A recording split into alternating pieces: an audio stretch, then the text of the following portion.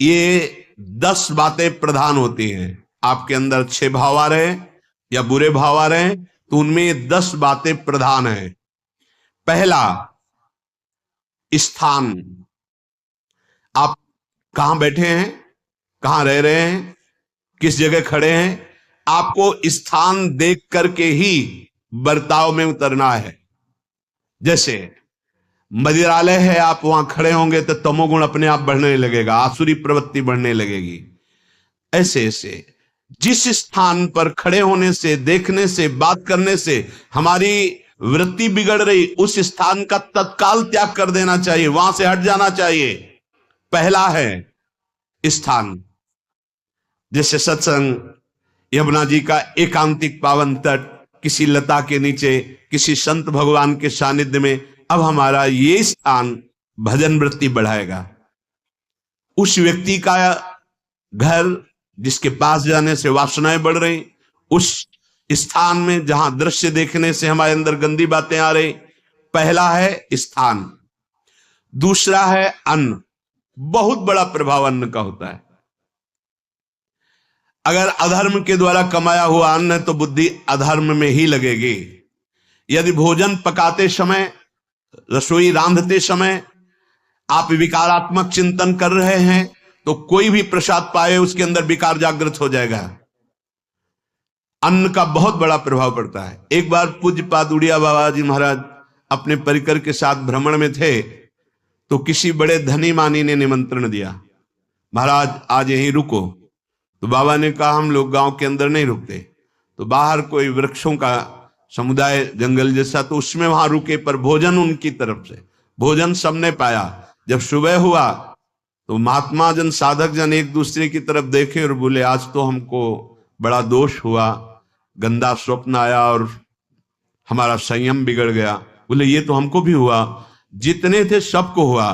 उड़िया बाबा के समीप गए, बाबा ने कहा अच्छा ऐसा हुआ, ये तो अन्न दोष है, बुलाओ अन्न पवाने वाले को, फिर चलेंगे। बुलाया और बाबा ने कहा बिल्कुल सत्य बोलना, नहीं तो आप जानते हो इतने महात्माओं के संयम को आपने भ्रष्ट कर दिया, सत्य बोलना क्या बात थी। उनका महाराज संतान नहीं हो रही थी, सुना था आप बहुत सिद्ध महापुरुष हैं तो आपके परिकर को इसीलिए पवाया, अंदर काम भाव था कि हमारे कामना थी कि संतान उत्पन्न हो, वैसे ही चिंतन करते हुए बनाया ऐसे। बोले सबका संयम नष्ट कर दिया, होश में, नरक जाने वाली बात मत सोचो। अरे संतों को पवाओ जैसे अपने पुत्र को पवाते हैं, ऐसी भावना करनी चाहिए। आज हो भाग्य तो परिणाम खुद मंगल में निकलेगा। काम भाव से युक्त होकर क्यों बनाया, सब संतों के अंदर विकार पैदा कर दिया। अन्न का प्रभाव पड़ता है, हम जैसा अन्न पाते हैं वैसा। कई बार सुनाया है, सिद्ध महापुरुष पूज्य प्रातः स्मरण श्री बलराम दास जी महाराज झाड़ू मंडल के, यमुना के पावन तट पर ही है, रास मंडल के पास ही, वो अपने एक लता के नीचे बैठे हुए भगवत चिंतन कर रहे थे। अचानक यमुना जिस नजदीक है तो कोई माई स्नान किए हुए निकली, तो नेत्रों ने देखा और विकार उत्पन्न हो गया। वयोवृद्ध सिद्ध महापुरुष, उन्होंने कहा आप तो इस शरीर को नष्ट कर दूंगा। शिष्यों ने कहा महाराज ऐसा क्यों? बोले किसी माता के शरीर को देखकर हमारे अंदर विकार क्यों आ गया? ऐसा नहीं, आज तक कभी नहीं हुआ, ऐसा क्यों हुआ? उनका महाराज आपस में सब शिष्यों ने कि कुछ ना कुछ तो खान पान में गड़बड़ी हो गई तभी ऐसा हुआ। बाबा आज परिक्रमा करते हैं वृंदावन की, बाद में आप जो आदेश करेंगे जैसा करेंगे, पहले परिक्रमा। वृंदावन की परिक्रमा का बहुत बड़ा प्रभाव, जब कभी मन आपका ऐसा विक्षिप्त हो, परेशान हो, तत्काल परिक्रमा प्रारंभ कर देना, नाम जप करते हुए। आप देखना परिक्रमा पूरी होते होते शांति हो जाएगी। बाबा ने खूब नाम कीर्तन करते हुए शिष्यों के साथ परिक्रमा दी, मन का विकार शांत हो गया। उनका ऐसा कैसे हो सकता है कि हमारे अंदर विकार आ गया? ये बड़ी सूक्ष्मता का विषय है। कल प्रसाद कहां से आया था? तो उस समय लाडले गोविंद देव जी महाराज यहीं विराजमान थे वृंदावन में। बोले तो ठाकुर गोविंद देव जी का प्रसाद आया था। लकुट उठाई, गए हो तो भगवत स्वरूप तस्मित तज्जने भेदा भावात, भगवान और भगवान के ऐसे जनों में भेद नहीं होता, वो भगवत स्वरूप होते हैं। गए और कहा बताओ आपका प्रसाद न पावे तो अपराध लगे कि प्रसाद नहीं पाया, और प्रसाद पावे तो हमारे अंदर काम जागृत हो जाए, हम तो मरे ना दोनों तरफ से। तो ठाकुर जी बात कर रहे थे, दूसरों को नहीं सुनाई दे रहा था। कह रहे थे कि देखो, नाराज मत हो, कलकत्ता की वैश्या थी, उसने भोग लगाया, अब उसने भोग लगाया तो हमने चख पाया, तो आपको प्रसाद का किनका लेना चाहिए? किसने कहा था कि पूरा प्रसाद पाइए? जरा किनका ले लेते हो, मधुकरी पाते। हाँ, ये बात आपकी मान। तो हमारा तो पूरा विश्व है, कोई भी भोग लगाएगा हम तो पाएंगे। और हमारे प्रसाद की निष्ठा आप सबके हृदय में, तो किनका लीजिए, पूरा मत पाइए। सोचिए, भगवत अर्पित प्रसाद और वृत्ति, भगवान ने आदेश किया किनका पाओ, माधुकरी मांग के खाओ। यहां वर्णन कर रहे, यदि हम अन्न थोड़ा भी हमारे अंदर दूषित चला गया, तो जब कभी ऐसी विकार की भावना हो, आपके अंदर विकार बन रहा है, तो खोजिए। आपने कोई दृश्य देखा है, आपने किसी से बात की है, आपने कोई ऐसा संकल्प बनाया नहीं, तो फिर भोजन दोष आ गया। अब आज उपवास कर दो, जब तक वो वृत्ति न नष्ट हो तब तक कुछ मत पाना, जल से काम चलाना, तो एक दिन एक पहर अपने आप शांत हो जाएगा। अगर बहुत विकलता हो रही तो नाम कीर्तन शुरू कर दो, भोजन मत पाना, नाम कीर्तन शुरू, बिल्कुल शांति मिल जाएगी, बिल्कुल। और ये तो उदाहरण महापुरुष इसलिए देते कि हम सावधान रहें। हमारे अच्छे भाव या बुरे भाव में ये 10 बातें बहुत प्रभाव डालती। पहला स्थान, दूसरा अन्न, और तीसरा जल। पानी भी बहुत संभाल के, नहीं आजकल तो देखो प्राय ऐसे दांत से प्लास्टिक नोचेंगे, ऐसे पानी पिएंगे, कब भरी गई, कहां भरी गई, कैसा पानी। बड़ा देखो कैसा हमारे भजन साधन के लिए विक्षेप पैदा होता चला जा रहा है। पहले सुंदर सरोवरों का जल, मतलब 15 वर्ष तो गंगा जल ही केवल पिया है, जो आकाशवृत्ति से मिला मिला नहीं, गंगा जल ही पिया है। कुआं का जल, फिर आया हैंडपैप का जल, अपवित्र होने लगा। हैंडपैप में जो वाशर, अगर वो कहीं चमड़े का पड़ा हुआ है तो अपवित्र जल हो गया। अब हैंडपैप का भी अंतर ध्यान स्वरूप हो गया, अब तो नहीं दिखाई देता। अब रह गया है मोटर से निकले और फिल्टर में जाए, वो मशीन जो फिल्टर करती पानी को, आरओ, उससे। अब वो जिनके पास है तो है, नहीं तो परिक्रमा लगाया हो, आपको पानी पीने को नहीं मिलेगा। देखो कैसा समय आ गया। भोजन, पहले कोई दगाबाजी भोजन में तो नहीं करता था। गांव में जब जिसके यहां दूध बेचा जाता था ना, उसको बहुत लघु दृष्टि से देखा है, गाय माए एक बराबर होती है, ये दूध बेचता है। 10-5 किलो मठा तो आप ऐसे मांग के ले सकते थे, अगर अड़ोस पड़ोस में वो मठा मिल जाएगा। जब कोई उत्सव होता, फ्री दूध 100-200-500 किलो पूरे गांव के सब दे देते, कोई ऐसे बेचता था। अब दूध नहीं, जब बूढ़े लोग बैठते थे कहते थे पानी बिकेगा आगे चल के। आज पानी बिक रहा है, नहीं बिक रहा, पानी बिक रहा है। हमें लगता है सबको ही पैसे से ही पानी है, वो बोतलें नीली नीली नहीं, इतनी बड़ी बड़ी बिकती, उन्हीं से पानी पिया जा रहा है। आगे और समय, जल का प्रभाव पड़ता है। जैसे हम गंगा जल पीते थे, सही कहते हैं, कई कई दिन जब भोजन नहीं मिलता तो पूरी पौष्टिकता गंगा जल से मिलती थी। गंगा माता के जल से ऐसा लगता था मानो हम परम पावन अमृत पान कर रहे हैं, सारी पौष्टिकता मिलती थी। कुएं का जल अपने आप में पौष्टिकता से युक्त होता, जो हमें चाहिए। आज देखो जल की समस्या हो गई, पवित्र जल पीने के लिए हम तरस रहे हैं। कहां जल और कैसे मिलेगा जल? या तो आप पैसे वाले हो तो आप खरीद करके पीजिए, नहीं तो अब वो जल नहीं रह गया कि कुएं से निकाला पी लिया या सरोवर से पी लिया। या कैसा दुर्भाग्य है। जल का बहुत बड़ा योग है साधना में। जैसे स्थान का तो परम पावन वृंदावन धाम, अन्न का तो अब हम भगवत प्रसाद पाते हैं, तो जल का बहुत बड़ा योग है। आज दूषित होता चला जा रहा है, क्योंकि अब हाथ की बात नहीं रह गई है कि आप सुंदर कुआं से जल लें या सरोवर से जल लें या आप नदी से जल लें। हाँ, स्वामी जी के लिए लिखा हुआ है कि रोज यमुना स्नान और रोज यमुना जल ही पान। हमारे वृंदावन के समस्त भगवत स्वरूपों का स्नान यमुना जल से ही होता था, हो रहा है और होता ही रहेगा। बिहारी जी के लिए आज भी कलश में भरकर यमुना जल ही जाता है। तो कपड़ा से ऐसे ढक के जब हम 2 बजे परिक्रमा देते थे तो एक महाभागवत है, वो किसी को छूते नहीं, दूर से कहते छूना मत, बिहारी जी के लिए जल जा रहा है स्नान के लिए बिहारी जी का। फिर चौथा है आपका परिकर, जहां पर रह रहे हैं वो समुदाय, चाहे परिवार हो या समुदाय, वो कैसा है, रजोगुणी है, तमोगुणी है, सतोगुणी है या त्रिगुणातीत भागवतिक है, उसका प्रभाव पड़ेगा। पांचवा है आपका पड़ोस, आसपास वाले घर, जैसा है वैसा प्रभाव पड़ेगा आपके ऊपर। पड़ोस निंदनीय है तो बंधन से युक्त होना पड़ेगा।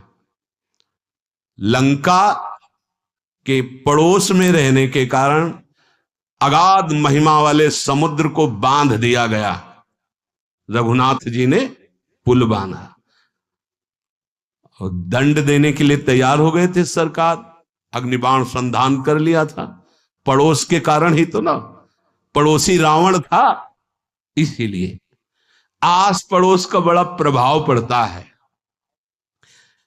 फिर अगला है दृश्य, इस पे बहुत सावधानी की जरूरत है।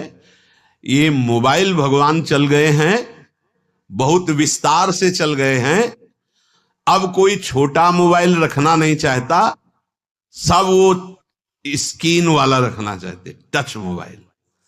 दृश्य से बचो, बच्चों, जवानों, बूढ़ों, सबकी वृत्ति जो माया आकर्षित करती, जो दृश्य हम देखने के लिए अंदर से उल्लसित है, वो मोबाइल में सब है, चाहे भागवतिक और चाहे सांसारिक। तो भाई देख लो, गुण दोष में संसार है, अगर आप दोष ग्रहण करना चाहते हो तो दोष ले लो, गुण तो गुण।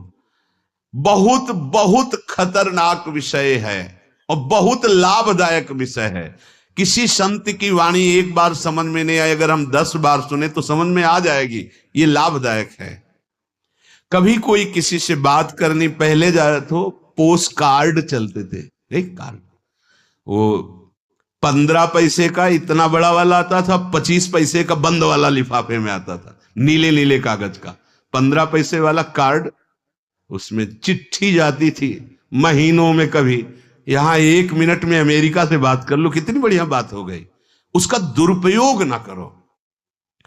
अब हमारी इतनी चंचल वृत्ति है कि दुरुपयोग करने के लिए उत्साह बढ़ जाता है, बोले अब सब काम हो गया है, अब एकांत सेवन कर रहे हैं, अंदर से सिटकिनी बंद और मोबाइल भगवान का संग शुरू। 2-4 मिनट सत्संग और अच्छे दृश्य देखे, फिर बगले में वहां सब होता है कि आप बस उसको ऑन कीजिए, फिर जो मनोरंजन शुरू होता है, फिर उपासक मिटिया मेट हो जाता है। ये बहुत सावधानी की बात कह रहे हैं। वैसे हमें लगता है यदि आपको इस बड़े कार्य वाले ना हो तो छोटा मोबाइल रखे तो अच्छा रहता है। तो इसलिए ये एक ऐसा कलयुग भगवान ने रचा है कि बचा पाना बड़ा मुश्किल। इससे वृत्ति को बचाओ, जो बचा ले गया वो आगे साधना कर सकता है। बहुत सावधान बच्चों। हमें लगता है यदि आपका मन चंचल हो, आपके शासन में ना हो, तो स्क्रीन वाला मोबाइल अपने माता पिता को दे देना चाहिए। और हम कहते रखो, छोटा वाला रखो, कभी कोई आपत्ति विपत्ति या सूचना देनी हो, बढ़िया काम करता है। जरूरी नहीं है इतना बड़ा लेके चलना। हाँ, अगर आपको बहुत राजकीय विभाग के कार्य हैं तो बात अलग है कि कौन सी सामान कहाँ कैसे, तो वहां से वीडियो भेज रहा है, वो चेक कर रहा है, यस हाँ ठीक है अब चलाओ। अपने को क्या काम है? सत्संग अगर सुनना है तो सत्संग सुनने के अलग यंत्र आते हैं, चला दे उसमें, वो इतनी बड़ी लगती है उसमें चिप, पेन ड्राइव ऐसे लगा दो और सत्संग सुनो। जरूरी वो दृश्य वाला रखो। यहां कह रहे दृश्य, अगर गलत दृश्य देखा तो बावरे बन जाओगे, और अच्छा दृश्य देखा तो भगवान के मार्ग के पथिक बनोगे। तो देखो, अच्छे दृश्य में भी दोष दर्शन की वृत्ति की गुंजाइश है। जैसे कोई लीला हो रही है, लीला के पात्र, जैसे हमारे ब्रजमंडल में रास लीला होती थी, ऐसे 12 वर्ष 13 वर्ष के लीला पात्र, सब नव किशोर, जहां भाव ही बने रोते रहो। अब वहां बड़े बड़े लीला पात्र हैं, अगर हमारी भावना शासन में नहीं है तो वहां हम अंग प्रत्यंग के दर्शन से हमारी हाव भाव वहां जो हो रहा है उससे हमारी वृत्तियां बिगड़ जाएं। जब छोटे छोटे लाडली लाल परस्पर खेलते हैं तो केवल आशीर्वाद देने को, रोने का मन होता है। अगर आप लीला भी देख रहे हैं तो बहुत सावधानी की जरूरत है, क्योंकि वो चिदानंद शरीर नहीं है, पांच भौतिक शरीरों, हमारी दृष्टि पंचभूत में लगी हुई है। नाम जप करो, लीला गायन करो, फिर देखो जो लीला है, यही जीवन का परम सुख मिलेगा। सच्ची मान लीजिए। बस हम बार बार ये कहते हैं, मोबाइल का सदुपयोग कीजिए, दुरुपयोग नहीं। मोबाइल बुरा नहीं, उसका प्रयोग बुरा है। दृश्य और साहित्य वैसे ही मनोवृत्तियां फिसलने वाली हैं, और जब ये आ गया कि फिसलाने में कितना लाभ है तो आने, ऐसा कोई साहित्य और आलोचना, ऐसी कोई वार्ता ना करे जिससे हमारे अंदर गंदे भाव आवे। यदि अच्छी चर्चा करते तो अच्छे भाव आते। देखो अभी ऐसी कोई भावुक चर्चा होने लगे तो सबका हृदय द्रवित हो जाएगा, और गंदी चर्चा हो तो हमारा हृदय विकार युक्त हो जाएगा। और कार्य, आप जो कार्य करते हैं उसका प्रभाव आपके मन के ऊपर पड़ता है। और उपासना, आप उपासना भोगों की करते हैं या योग की करते हैं, ये 10 से भाव बनते हैं और 10 से भाव बिगड़ते हैं। स्थान, अन्न, जल, परिवार, अड़ोस पड़ोस, दृश्य, साहित्य, आलोचना, आजीविका का कार्य और उपासना, यदि ये भागवतिक हुए तो आपके अंदर भगवत भाव बढ़ेगा, और यदि ये रजोगुणी तमोगुणी हुए तो आपके अंदर आसुरी भाव बढ़ेगा। इन 10 से सावधानी पूर्वक व्यवहार होना चाहिए। जैसे आस पड़ोस में है तो बड़ी सुविधा है, यहां कोई किसी से मतलब नहीं रखता, बगल वाला कौन है किसी से मतलब, ये बढ़िया है, ज्यादातर गांव में होता है। अपने यहां ये अच्छा है कि जैसे आप अपने कमरे में गए, किसी से कोई मतलब नहीं है, वैसे ऐसा ही जीवन रखना चाहिए। अड़ोस पर ये ज्यादा जो व्यवहार मित्रता बढ़ाने वाला विषय, ये धाम में नहीं है, वृंदावन में ऐसा नहीं व्यवहार रखना चाहिए। आपके पड़ोस में कौन रख रहा है आपका परिचय नहीं होना चाहिए, कौन कौन रह रहा है आपकी जानकारी नहीं होनी चाहिए। नजर नीची की, अपने कुटिया में गए, अपने ठाकुर जी से मतलब, अपने भजन से मतलब, ना पड़ोसी को कुछ देना चाहिए ना लेना चाहिए। बात समझ लेना कि जैसे आज उत्सव है उनको हम बुलाते हैं, वो हमारे यहाँ, ये व्यवहार यहाँ नहीं है। बनवासी हो, ठाकुर का भोग लगाया, और अगर आपको बांटना है तो बाहर निकलो, आधा किलोमीटर दूर ऐसी जगह बांटो जो तुम्हें राधे श्याम दोबारा ना बोले, फिर वो तुम्हें बुलाएगा, फिर वो बैठेगा, फिर प्रपंच की बातें होंगी, निंदा स्तुति की होंगी, फिर बड़ी संगोष्ठी होती है, पता चलता है। क्या फायदा ऐसे जीवन से। आप वनवासी हो, समय एकांत में दीजिए, अपनी कुटिया में बैठिए, नाम जप कीजिए, निकलिए, सत्संग सुनिए, ठाकुर दर्शन कीजिए, परिक्रमा कीजिए, फिर अपनी कुटिया में। ज्यादा व्यवहार में नहीं उतरना चाहिए, ये वनवास है, वृंदावनवास। सत्संग का सेवन, रजोगुण तमोगुण का त्याग, तो दुष्संग से आप बच जाएंगे। दुष्संग से बचने का मतलब है काम क्रोध मोह स्मृति भ्रंश बुद्धिनाश सर्वनाश कारणत्वात्। देवर्षि नारद जी कहते हैं, अगर दुष्संग का त्याग हो गया तो आप काम का, क्रोध का, मोह का, जो हमारी भगवत स्मृति का नाश कर देते हैं, जो हमारी बुद्धि का नाश कर देते हैं, जो हमारे सर्वनाश करने वाले हैं, इनका त्याग कर पाएंगे। कुसंग अगर हो गया तो इनका त्याग नहीं हो सकता, बहुत कठिन हो जाता है। भगवत संबंधी तत्वबोध होना, या भगवत रहस्य लीला में प्रवेश पाना, जो अपनी इंद्रियों को भोगों में तृप्ति कराने की कोशिश कर रहे हैं, उनका चिंतन भोगों का ही होगा, तो कैसे तत्वबोध होगा, कैसे लीला में प्रवेश होगा? बस ध्यान देना है, कैसे हो पाएगा?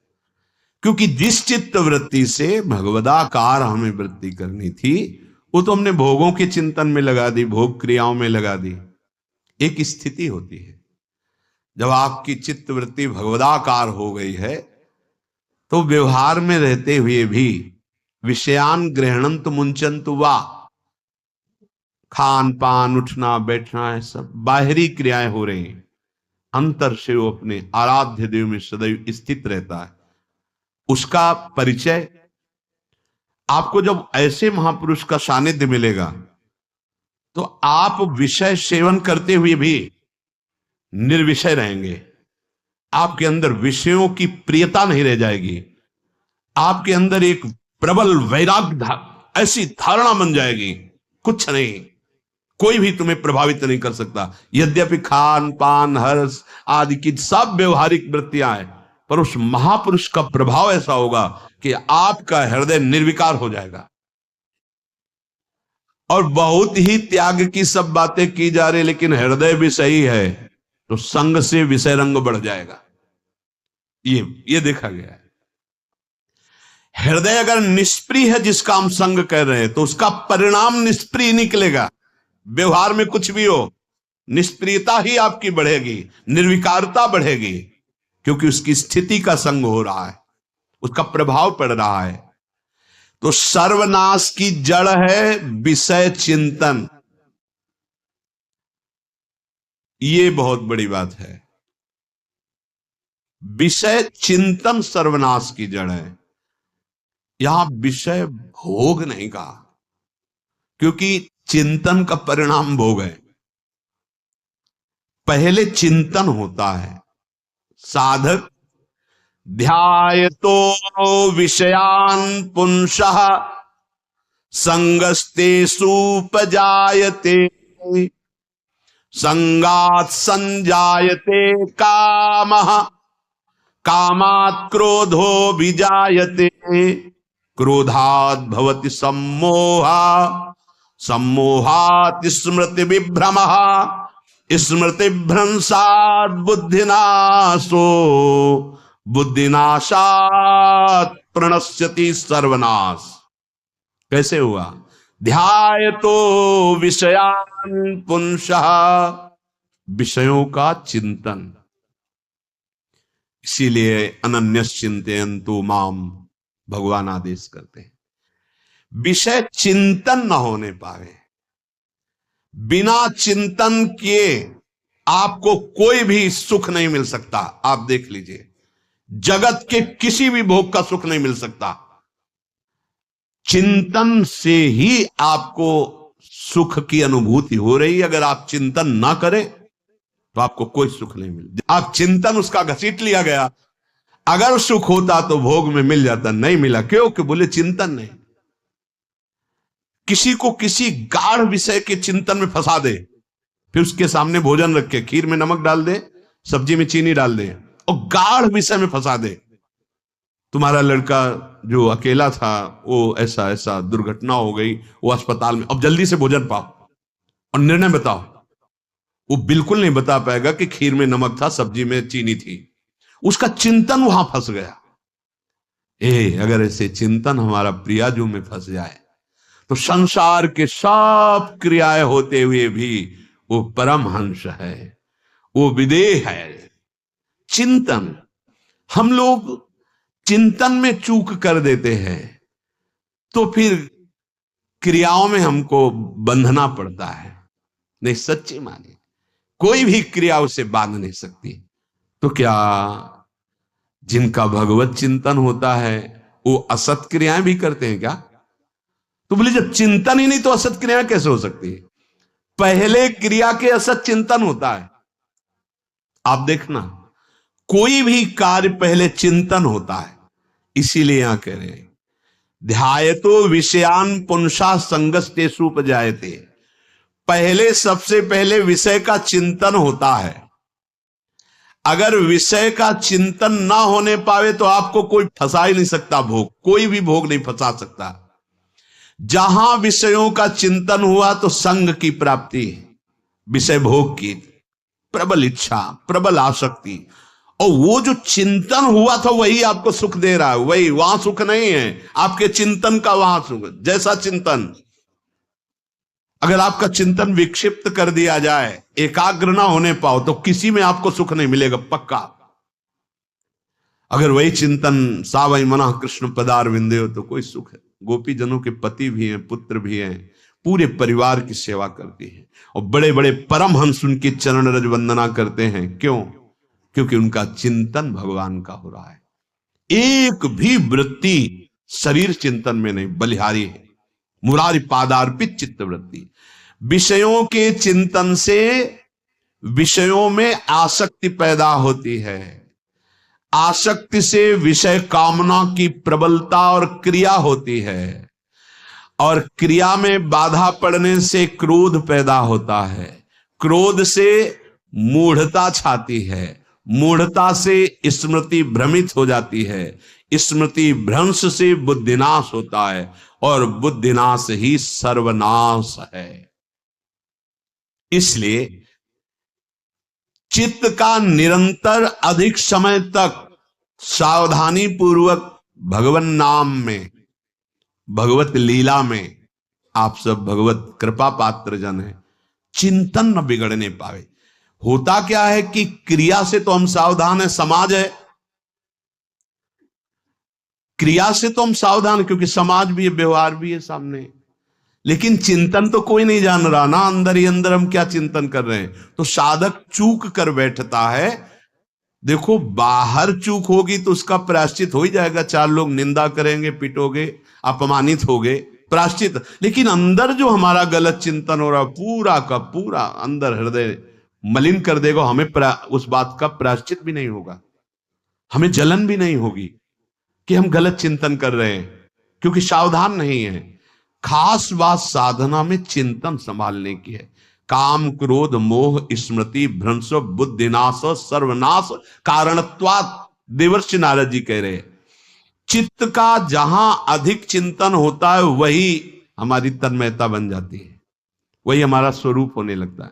बोले बहुत कामी पुरुष है, बोले बहुत क्रोधी पुरुष है, बोले बहुत नीच पुरुष है, पूरा संबोधन होने लगा उसके लिए, क्योंकि वो उसी चिंतन से, वैसी क्रियाओं से। अरे बोले तो बड़े भगत हैं, भगवान के स्वरूप है साक्षात। जो हम अधिक चिंतन करते हैं वही क्रियान्वित होता है, जो क्रिया होती, चिंतन होती, वैसे हमारा स्वरूप बन जाता है, वैसे हमारी स्थिति हो जाती है। सांसारिक विषयों और विषयी पुरुषों का शरीर संग, वाणी संग, मन के द्वारा संग, ये आपके अंदर विषय चिंतन बढ़ा देगा, विषय क्रियाओं में लगा देगा। इसलिए बहुत सावधान। विषय में कोई ताकत नहीं है, विषयासक्ति दुर्गति कर देती है। एक बार देवर्षि नारद जी जनक जी से कहा कि आप विदेह राज कैसे हैं, पत्नी भी है, परिवार भी है, सब वैभव भी है, वो आप एक राजा होते हुए विदेह राज। उनका आज विश्राम कीजिए, कल सुबह चर्चा करेंगे।